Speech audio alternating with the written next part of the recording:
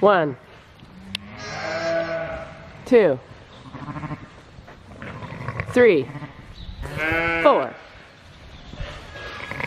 5, 6, 7. Oh boy, it's too early to count. Morning, today's video is going to be a day in the life of lambing. Today is the actual due date, September 9th, but as you can see, we've been busy. I will show you what you've missed.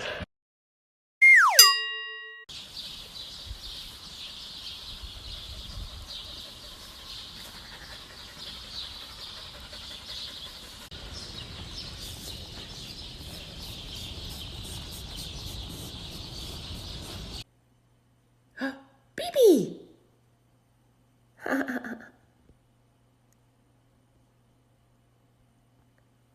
So my baby I helped this morning. I also tubed it and it is not looking good.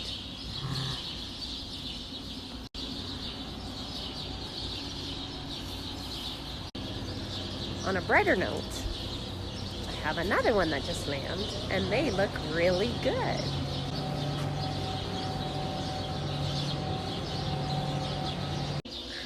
Ooh. Oh, that was loud.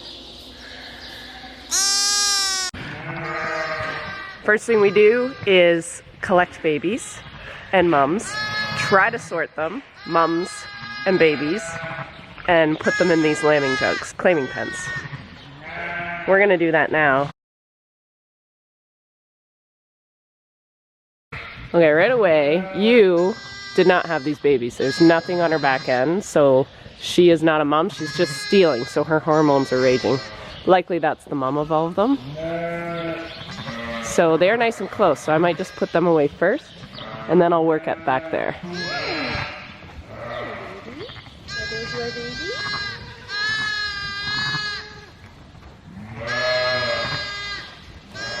I feel like this is not your baby. I feel like you're a wanderer. So, I'm just going to leave you for a sec. Okay, you're going to lure them, so let's lure them.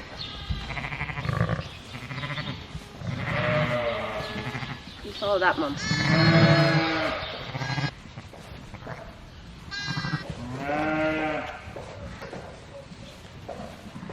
It's not yours. Stop it. Hey, Mom. We're going to get you back.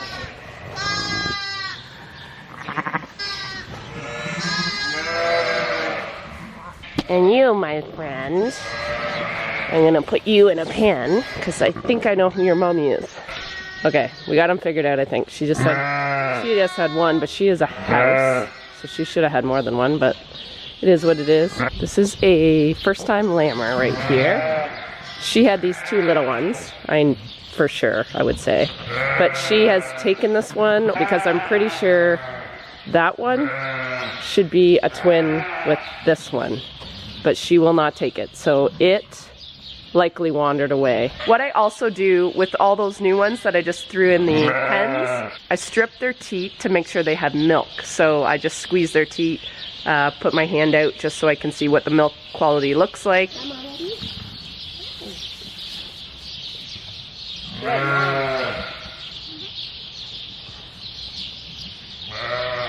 She's got a lot of milk for a first-time ewe, so I might be able to leave all three on it because the two are really small.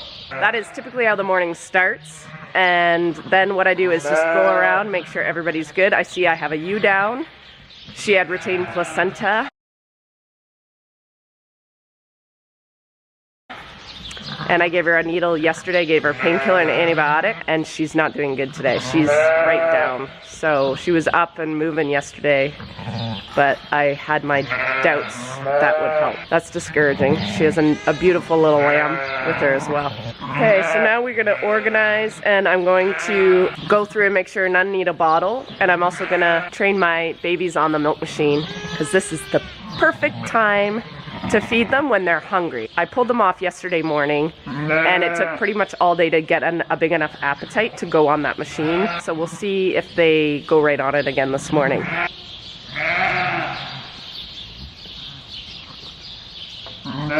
Good morning. How's my bottle babies? Oh, how's my legs? So we've had a few deformed legs in this group, like born with it. This one has been splaying out and its joints are quite locked. So I tried to splint it from its elbow right down to her hoof. And when I did that, she couldn't even get up.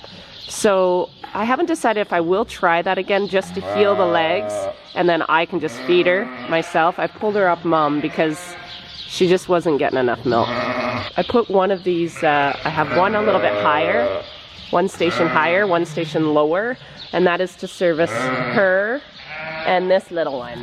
I'll tell you right now, it can be a bit challenging training these lambs on the machine for the first time. I leave them with their mum for 24 hours to get that colostrum and get the immunities that because I've vaccinated mum for the purpose of passing on those immunities to their babies through their colostrum. So I want them to stay with mum for that first real critical period, and then I'll pull them off. But in doing that, it causes a bit of nipple confusion. So if I know I'm going to pull a couple, I used to pull the off type. So if I had two big ones and a little one, I'd pull off the little one. If I had two little ones and a big one, I'd pull off the big one. Now what I do is actually I take a bottle, and whoever has the best sucking reflex, whoever drinks the best, the probability of survival and getting onto this machine as quick as possible is so much better that that's what I do now. I take the one that can drink out of a bottle really good. You can even drink laying down. That's perfect. All right. Have you drank this morning? Good babies. Another thing you really want to see is that. And it just basically attacking the nipple. That's positive. Yay.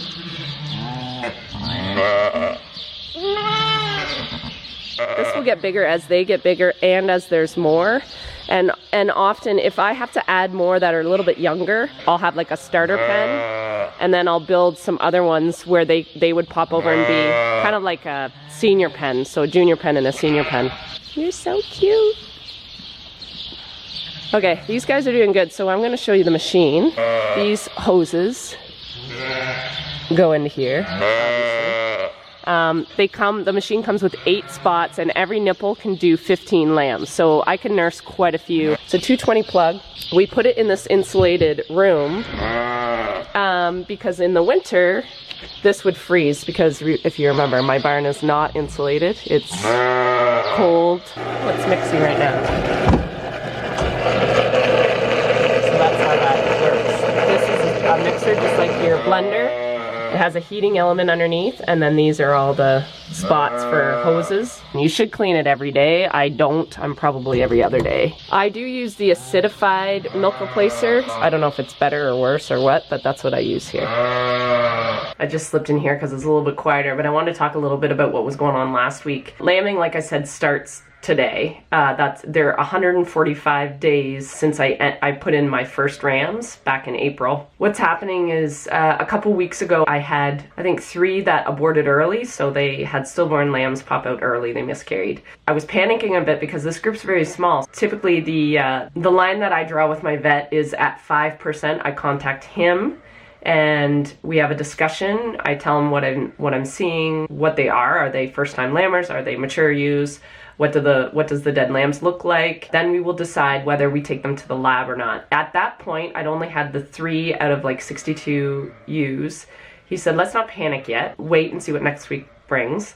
So I did, and they stopped that day. The next week, in those first 3 days, I think I had 5 dead lambs, like stillborn lambs. Then I started to panic a bit. The history on my flock has been chlamydia. We are vaccinating for it now, so the last couple of years I haven't really seen it. I saw a little bit of Campylobacter last year, but chlamydia has been, knock on wood, it's been better. This has been really disturbing to me because I'm like, now what? My vet's gonna send me the protocol and the sheet I have to fill out for the lab, but we're gonna get it tested for whatever's going on. I can't do anything about it now. It's too late. But why I want to know is because I want to know for next lambing, and I want to make sure that there's no issues with a flock, and then we can decide on a protocol and go from there. But that's kind of what you've missed in the last week. I guess it's been almost a week since they started lambing. I just wanted to check in on that steeler, and it looks like she has pushed out a mucus plug here. So it's time, and she is probably going to try to steal.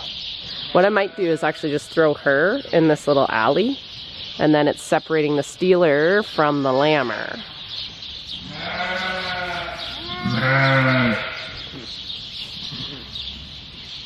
There, you get a nice big pen.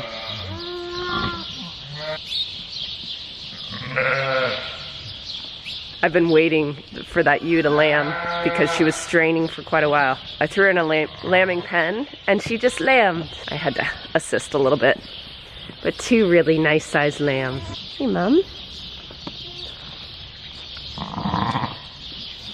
For people that want to know what this yellow, why this one's white and this one's kind of yellow. So she was straining a bit, getting this lamb out. And what happens is if they're in labor for quite a while, which I know that's why she was trying to steal. So it's called meconium staining. So that kind of yellow stuff is because it's pooped in its water bag. But she'll have it licked off and it'll be good as new soon. So it's just shortly after 7 in the morning. I usually wake up around 5 and have a coffee and just like wake up, and then I come out. Often I regret that cup of coffee, but usually never I do because it's still coffee. I like that early, just making sure everything is copacetic. But 7 o'clock I start to get a bit hungry. So if everything's good, what I do is go home for another hour, have another cup of coffee, have my breakfast, and then I come back and it's full bore chores. It's kind of triage around here during lambing time, so it's always lambing first, and then I feed the rest of the flock. It looks like they need a coffee as well. Take a look at this.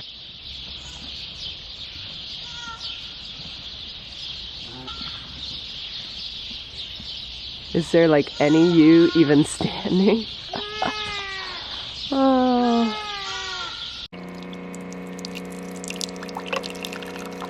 Okay, my tummy is full.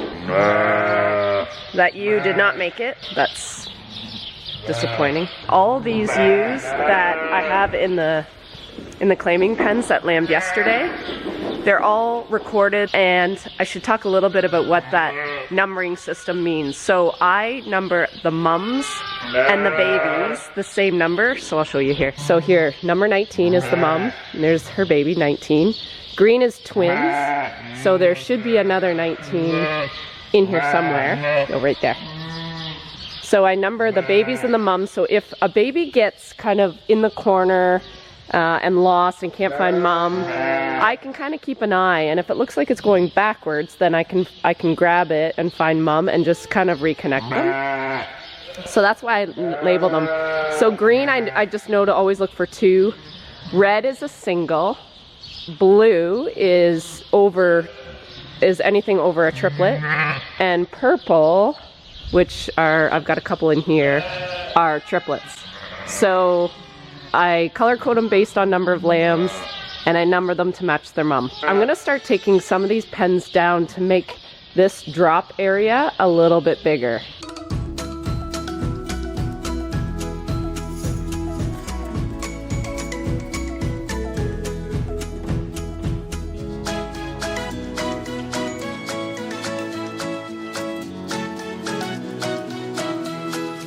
One of the most important jobs, but one of the easier jobs, is to just keep everything bedded. So I got all the ewes moved out, that's why it's so loud. And the ones that are remaining here, I'm going to bed up those lambing pens. I'm also going to bed up the empty lambing pens. And then it's clean and ready to go if I have another onslaught of lambs.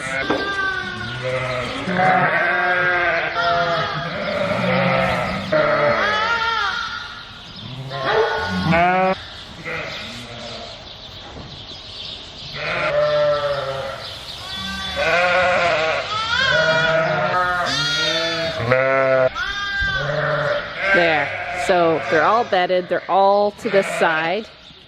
which means I can feed them in the bunk. It makes it just a lot easier for management for me. And then these are just empty for overflow. So next on the list is cleaning out all these pails and getting them some water. And I know I should have clips and I should be hanging them up, and I didn't get them again.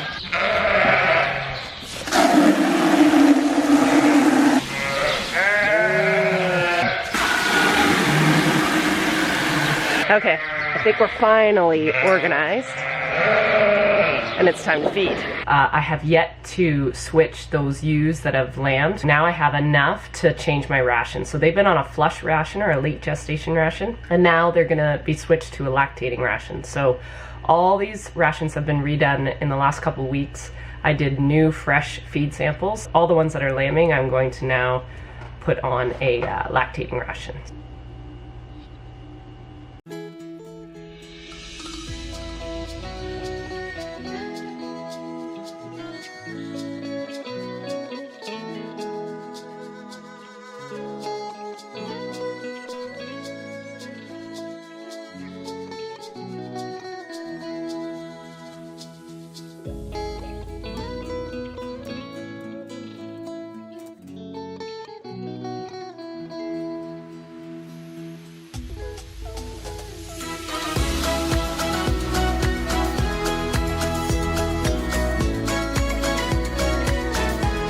Well, Murphy's Law, as soon as I start feeding, there was a ewe with the head of the first lamb stuck out.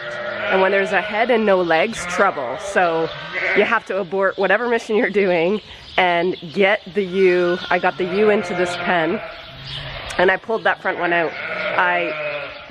My hand follows the head and I find that front leg. And usually it's just curled, so you just gently pull that leg up and out. And if you have a foot and the nose, like the head, they'll come right out typically. So, and then there was one behind it.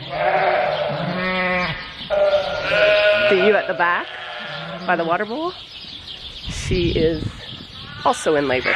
So I'm gonna just keep feeding, keep my eye on her, but I might have to quit and put her in here too.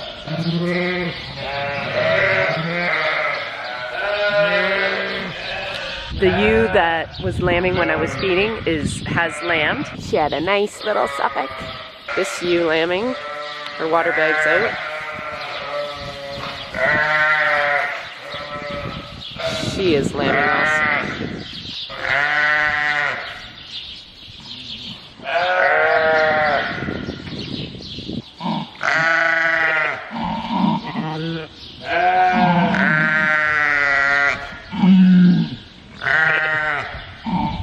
I'm not loving how this lamb is presenting, so I might actually try to move it in a lambing pen because she's really straining. And I don't want to wait much longer. I got her in a lambing pen here. I'm gonna just manipulate and see if I can get that head the right way. Okay, so it's backwards, so I'm glad I got her in here. One more push. There we go. And yeah, dead. So it's just not quite full term. It's really small. I'll check for another one, but I don't know. Yeah, that's it. That's all she had. So she was early. She likely wasn't due for another couple weeks by the looks of the lamb. This is what I've been dealing with, and it's so frustrating because there's like nothing visually wrong with the ewe. These bugs will just affects the babies, and it does not affect the mums. It's all internal. She's been vaccinated, so this is why it's important. I'm going to keep this lamb and this placenta because I finally have a placenta. And I'm going to take it to Guelph and I'm going to get it analyzed, and that's all we can do until I have a result. I can't treat, I can't do anything because I don't know what I'm fighting. It's frustrating. I have an idea.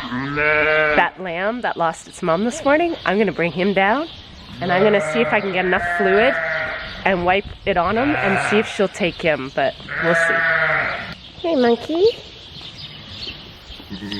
I'm gonna take you. See if you can have a new mommy.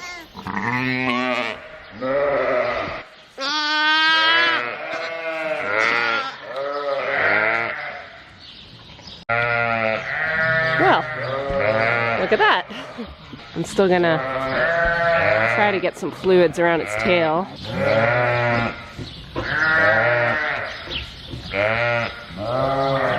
So I do this, I wipe it on their bums, on their bellies, on their heads, anywhere that mom can smell their lamb. The good thing is the lamb is thirsty, so she'll do half the work. If I get it wet enough, she will think it's her lamb. It's gross, but it works, and it's one less that has to go on that milk machine.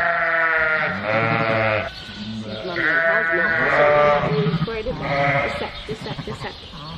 Good boy. She has milk. Mom. They never do this. They're usually crazy. We'll see once the shock wears off. My water bag lady has still not lambed. What should we do? Should we move you and look? I would like to do an internal. Can I do that? Is that a yes? We got her in the pen. And I'm just gonna do an internal to see where she's at.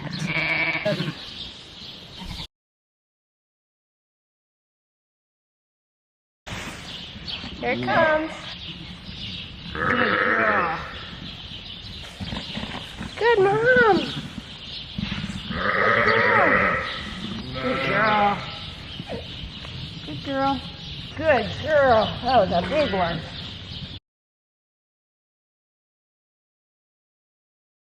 There you are. Two very big lammies. Oh, you got some fluid. And like I said, remember when I said this yellow is from when they poop? So there's their little poop from inside the water bag. See how it's like little nuggets?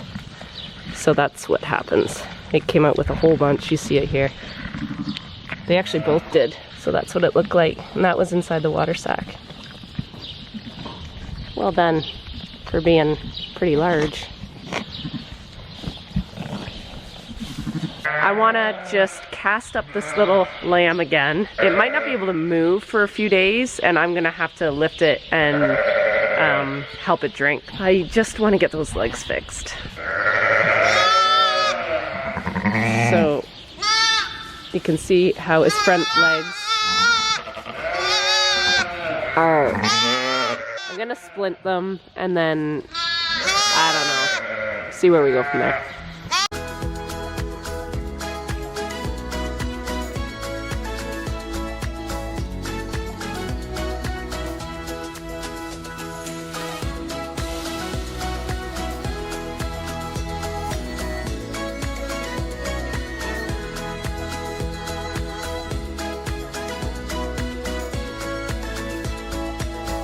Okay, she looks like she's wearing diapers. I'm gonna have to assist this lamb for quite a few days, but I put a little piece of piping in between her legs to kind of brace them together because she's splaying.